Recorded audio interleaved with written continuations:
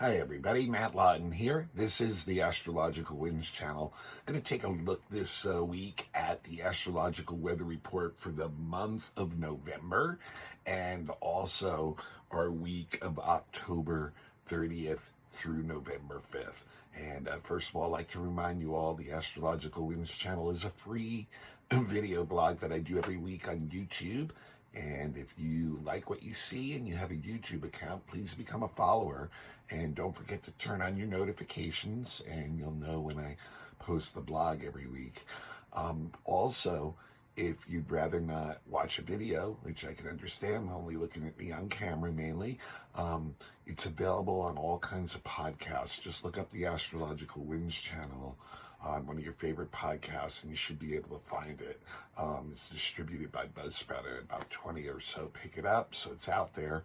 Just look it up. Also, I do have it set up on Instagram, and so if you have an Instagram account, you can become a follower there too. Just look up Astrological Winds channel, and I post the link there. Sometimes some extra info during the week there.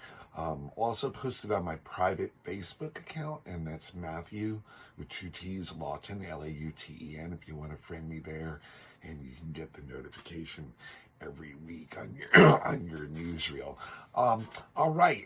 Like to remind people, it is a free service. So if you can please pass the link along to someone else after you're done listening, I would really appreciate that as a pay it forward kind of move. And then also remember not to get stuck on astrological terms. If you're not super familiar with astrology, I want you to really, understand what the energy is that's working. That's what's more important to hone your attention in on, so that you can work with that energy harmoniously this week. And so I'd like to remind people of that too. Also, I am a professional astrologer, so if you do need a reading or you know someone else who does, just contact me at mattHue823@gmail.com. That's mattHue823@gmail.com to start that process up. And, no commitment, just on that. But I'll give some more detailed info on that stuff later. First, I'm going to do the month of November. There's not a real lot going on as far as long-term planets. We have one planet turning direction, and we have the second hit of a minor aspect between two of the outer planets, and then Mars is going to change signs. So those really are the three biggest things of the month. The planet changing direction is actually this week, and that is Saturn is going to go direct, and it's like right at the beginning of Pisces again. But if you remember, Pluto started the outer planets turning direct on October 10th, and now we have the second outer planet starting to turn direct. So slowly but surely, all the outer planets in Chiron will start to turn direct motion over these next few months, and things will go forward a little bit. But Saturn right back to the beginning of Pisces, so we're staying in that Pisces thing, and it will go forward now until June 30th of 2024, when it will go retrograde again, and that at that point will be at about 20 degrees Pisces. And I don't know if you guys know, if you remember that Saturn spends 2.5 years in a sign approximately. So we're deep in the energy of Pisces for the next few months, and then actually a couple of years really. So even when it goes retrograde next year, it'll stay in Pisces before going forward in there. And this, Saturn's all about structure. So this is like challenging to those who would wish to have like authority and things a certain way. And Saturn is a social planet, so we'll see it played out in society. And once again, we can use the situation in the Middle East right now as like authorities that are trying to have some kind of control and structure. They're not able to do that. And to top it off, it's Pisces. It's about conflicting beliefs. It's about, Pisces is a dualistic sign, and even though Pisces has an underlying understanding that everything is unified, it doesn't necessarily see that. If you remember, the symbol for Pisces is two fish that are connected at the tail, but they're swimming away from one another, and so they don't see that connection many times, especially above the surface. That connection is below the surface. So, and Pisces is also very much about having beliefs, having a belief system, having ideals that are tied into that belief system. It's the sign of religion. It's the sign of spirituality. It's the sign of that kind of energy, an abstract energy. And so on a social level, that can really play out through Saturn. That's an authority by, each side authorities of a belief system entrenched in that position and not seeing the connection underneath, and feeling like they're having these conflicting beliefs, and feeling that their structure, their form of like both beliefs and literally the way they want things to be on Earth, like, once again using our example there, wanting, certain ways of where people will live, where they won't live, in homelands and things like that, dividing, two belief systems that, just, end up coming into conflict, basically. So it can be disorderly, basically, which is not really what Saturn likes. And that's why Saturn struggles in this time. And, it's like I said, it's a time, where what we try to bring order to, it doesn't really kind of work out the way we want to do that. And so there's a challenge to our beliefs. Like, we have to look at our beliefs at that point and see if we're the ones who are actually restricting ourselves at that point. Because the challenge, may be that our beliefs are too rigid with Saturn and Pisces, and that's like, the world is showing us that, that doesn't like that's not the way things are, that there's not this staticness and this constant solid structure that Saturn wants when it's going through Pisces. So, so there's this, struggle between like trying to find the balance between what our ideals are and what reality is. And part of the problem with that too, on a larger scale, is trusting others to guide us when they really don't deserve that trust, and that, they just, that they're not, seeing things maybe properly, that they're stuck in an old way, and that we maybe still, like, are kind of giving them the benefit of a doubt when we really shouldn't be giving them a benefit of a doubt, so, but it's really a good time in our personal lives to do that kind of work of reshaping our reality and how our beliefs fit in them. So it's a good time to do that kind of work and be more realistic about those kind of things, and kind of balance our expectations versus what, we would like to ideally see and what's going on in reality. Now, what's interesting is the second thing going on in October is also going on this week, is right same days, 4th and 5th, the second hit of Jupiter semi-square Neptune.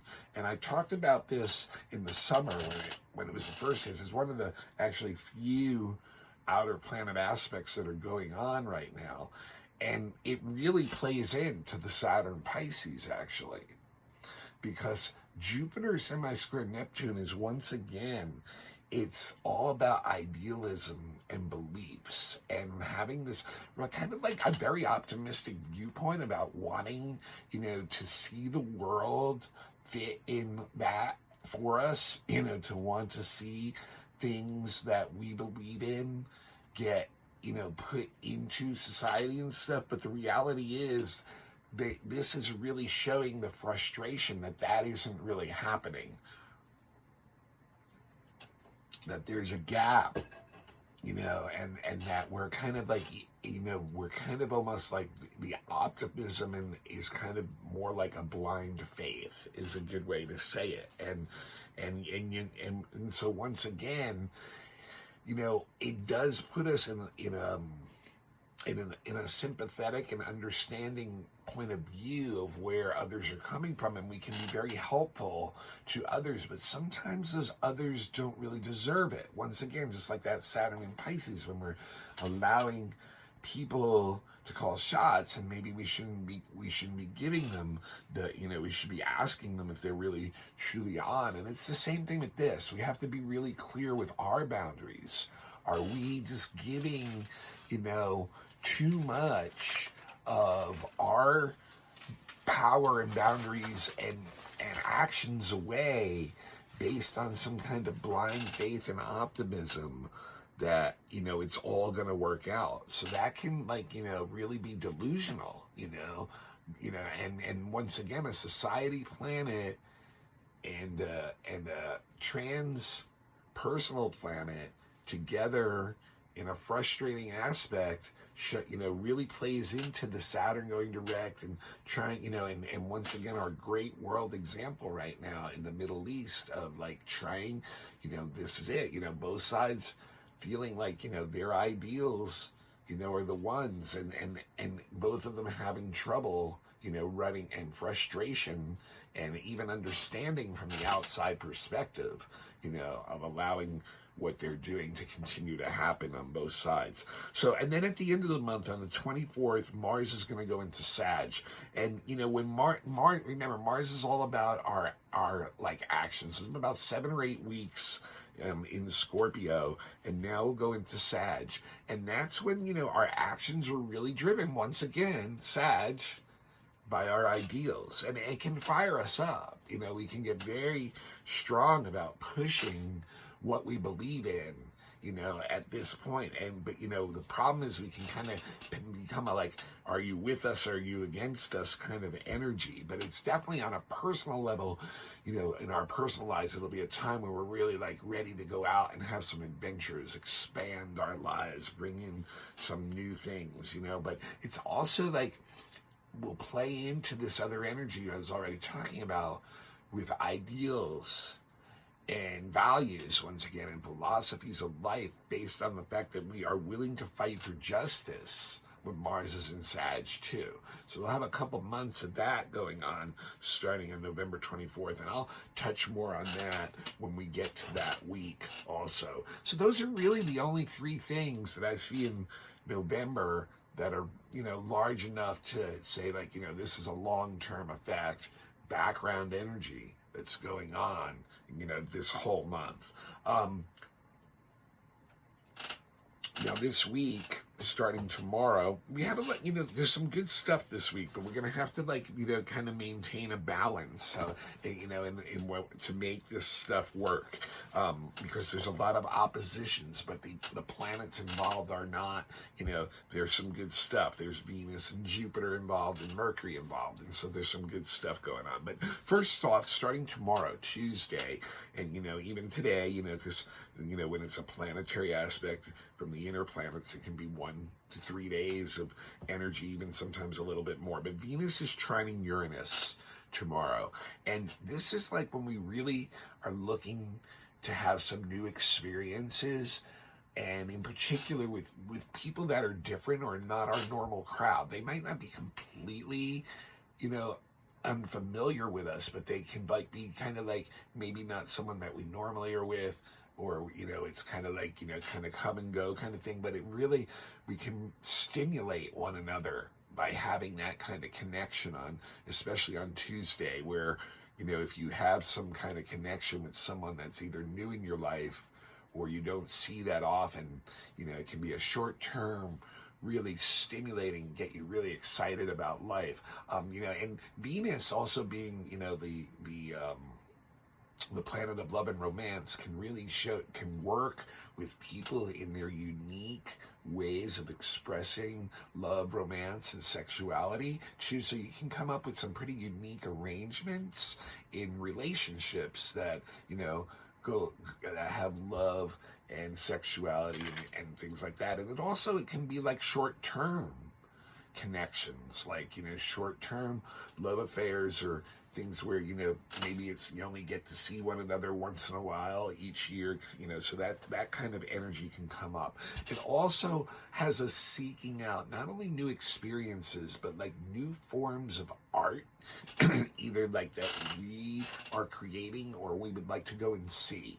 And it also can bring benefits, through others financially. We might get some kind of windfall financially. So some really good energy to work with, even today, but exact tomorrow, going a little bit into Wednesday, for just seeking out new people and new experiences and getting some new stuff downloaded into us that gets us really excited about life, and both an earth sign, so it won't make us, go off the handle. It'll be really stable kind of stuff. Now, Wednesday is an interesting one. Mercury is quincunx Chiron Wednesday, and this one's a lot about adjusting attitudes, and it's a lot about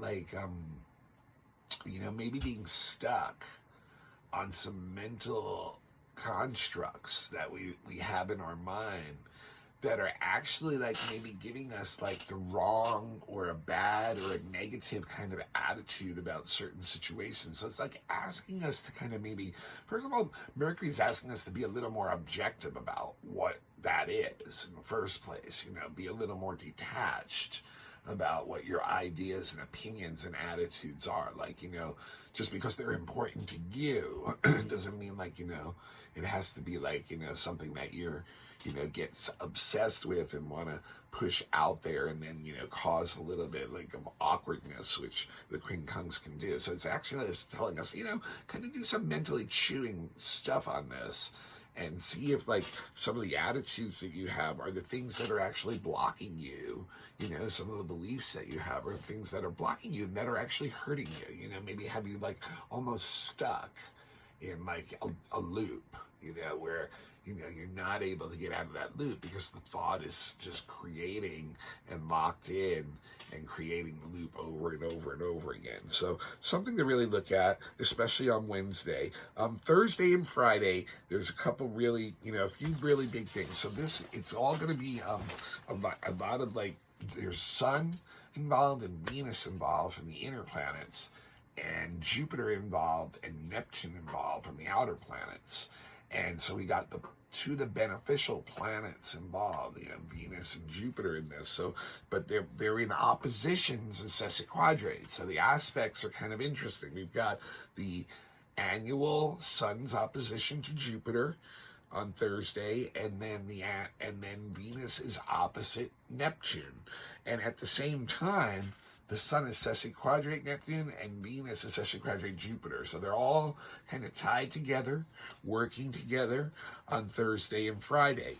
And so together, this can give us some very optimistic viewpoints about things, really wanting to take in more and having a very, once again, idealistic viewpoint that's tied into other people. So that's where we gotta kind of be a little bit careful here. The sun with Jupiter can give a lot of energy, and give us this very optimistic, exuberant kind of energy of wanting, and it can be the time where you may have projects in the real world culminating right now, hitting an apex point that that may have been going on possibly for up to 6 months, and they're reaching this place, but and you're feeling good, there could be some success out of this, The problem is with the Sun Jupiter, and especially mixed up with Neptune too, is we can get really overly idealistic once again. That seems to be like a lot of the theme of this week and this month of like, reel it back in a little bit. Like, don't be so pushy. Don't become arrogant and self-righteous about what you believe in and what you value. In fact, if anything with the Sun Jupiter, if you start to catch some flack, because it can, that kind of energy can make people almost feel threatened. If you start to catch some kind of flack, it's kind of like, well, just put your nose to the grindstone and do it yourself and kind of be quieter. I'm not saying like shut down completely, but be quieter, and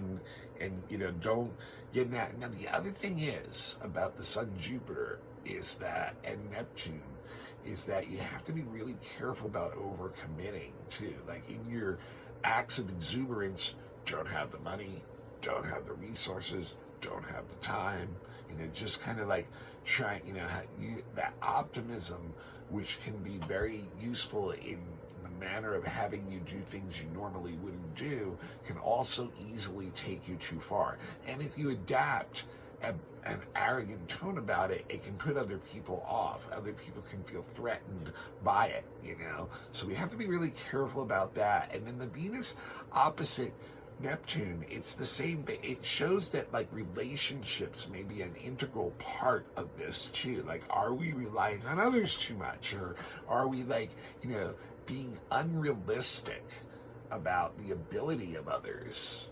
And is that where it ties into that Sun Jupiter of like, oh yeah, well I thought we could do this, but like unfortunately, like, all these other people and things I was relying on didn't come through.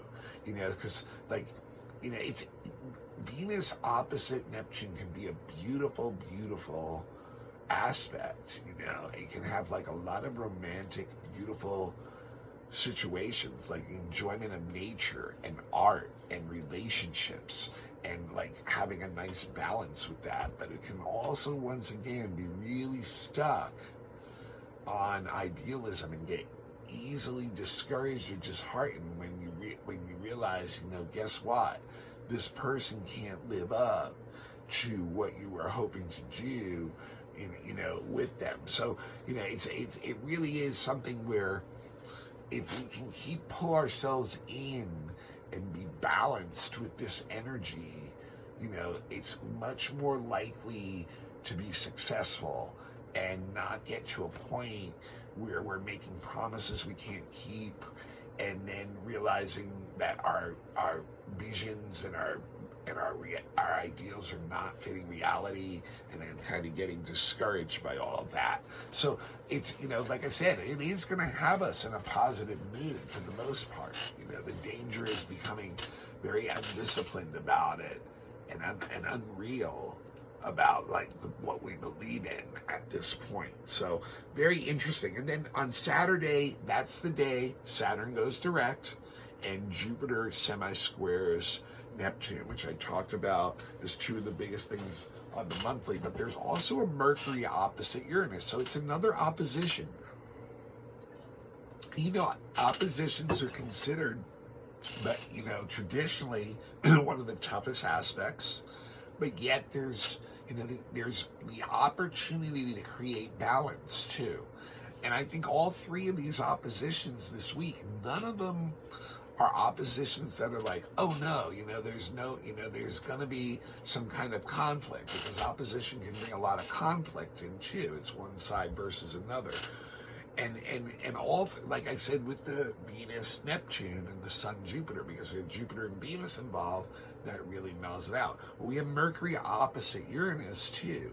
And Mercury, this is a good thing in many ways, because it connects the lower mind, the intellect, with the higher mind, the intuitive mind, and they can possibly find balance. There can be a lot of ingenuity. There can be a lot of intuitional insight, sudden ingenious ideas that can come under this, but it can really work us up. It can kind of be like the Sun Jupiter, but except it's an effect on our mind, where our mind gets really worked up, so we can get almost into like a nervous frenzy, kind of get scattered, sloppy, overlook details, things like that. But it's great for, researching and studying and using technology and science type stuff to advance math, to advance, a lot of these ideas that we have.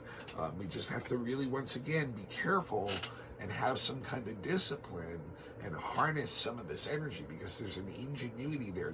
So if we can find that balance again, is my point. And it's not the most difficult type of opposition, because it's the mind. So like it's got a detached and objective viewpoint. So it's not like as emotionally involved in allowing the emotions or ideals. It's not as spiritually involved. It's not allowing the ideals to affect it as much. So this is one where, once again, if we can use it right, it can really be helpful energy. We can really get a lot of brilliant insights, get a lot of intuition downloads, and really move things forward in our minds. And then Sunday is one last aspect I'd like to mention. On Sunday is Mars is quincunx Chiron. We're going to be careful this weekend of watching our bodies and our health. Mars Chiron can have us overdo it physically, so that we actually hurt ourselves, injure ourselves, or even get in an accident, or weaken our immune system so that we can allow disease in. And in the northern hemisphere, this is the time of the year where it starts to get colder, people are inside more, they're more susceptible to those things. And this is one of those times where we want to be on guard about that kind of stuff. I mean, it does give us energy, but we have to be adjusting our energy on the fly, and realizing when we're going too far. If we're feeling tired, that's the time to stop. Listening to our body will be really key with that one. All right, so that's what I got for this week. This is Matt Lawton. This is the Astrological Winds channel. This is a free service that I offer to people on YouTube every week. I've been doing it for years, even before YouTube. It was on podcasts, and it was a written blog before that. And it is still on podcasts too. So, if you have a YouTube and you like what you just saw, please become a follower if you're not already, and then turn your notifications on, and you'll know when I post it. But like I said, on podcast too, obviously don't really need to watch me to hear what I'm saying, and that frees you up to do other things. The podcast numbers have been going up, so I know more people are accessing that. Just look it up, Astrological Winds channel, on your favorite podcast. It's out there. There's about 20 of them or so that pick it up, so grab it. Also on Instagram, if you have an Instagram account, Astrological Winds channel, become a follower now. And I do sometimes post extra info during the week on key days, and that's just in comment form, so there's no audio or visual commitment. It's just reading for a few seconds. Oh, interesting day. Also, the other place I do put the link is on my private Facebook account, and that's Matthew with 2 T's, Lawton, Lauten. And if you friend me there, I'll get around to getting you on that, and you can find the link there. And if you'd like to give a currency donation to the blog, because, for any reason you're feeling so inspired to do so, I do have a Venmo. It's at, the symbol at, and then Matthew, once again, with 2 T's, a hyphen, and then Lawton, Lauten. And I appreciate anything you can give, become a donor, sponsor, someone that helps me continue to do this. And the best way, though, that you can support me is I am a professional astrologer. I've been doing readings for over 20 years. I was trained professionally, took classes for 7 years, passed exams. That was after years of dabbling, even prior to that. So would love to do your chart, or, if you know someone that's looking for a chart reading by a professional astrologer, which is much more in depth than having a friend, or, getting a book, or getting a computer printout. And it's something it's always with you, your chart, no matter where you go, no matter what time of your life it's there. So it's very powerful to understand those energies and make, kind of become more self-empowered and self-fulfilled in your life. So I highly recommend doing that. And then every year around your birthday, get a predictive reading. It's a weather report for you for the next year and how the planets are affecting you, so that you're aware of the energies and how, when they're going to change, how to work with them, things like that. Also do relationship charts, children's charts, fixed star readings for deeper soul purpose, for people who are really looking into some deep stuff. Also, do elections if you're looking for the best time for an event, and relocation, astrocartography, if you're thinking about moving somewhere and wondering how that's going to affect your chart. Do all that stuff. Horary, if you have some question that you haven't been able to find the answer to, really has you emotionally charged up, distraught. A lot of times we can find an answer in the chart.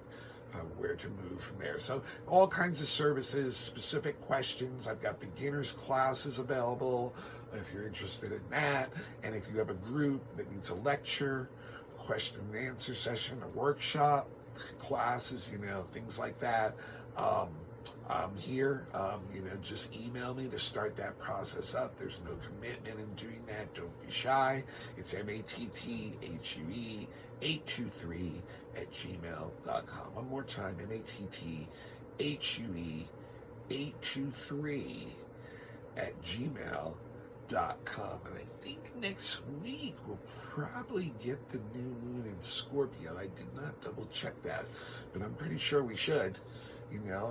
But yeah, so, like I said, a week where just, try to find the balance between your ideals and reality, and that's what will work best. If we can find that balance and, not get so much on the self-righteous wagon and blowing hard, we can find a lot of success, a lot of good ideas, a lot of good connections with people this week, but if we're overdoing it, we could easily, the train can easily go off the tracks. All right, I'll see you all next week. Thanks so much.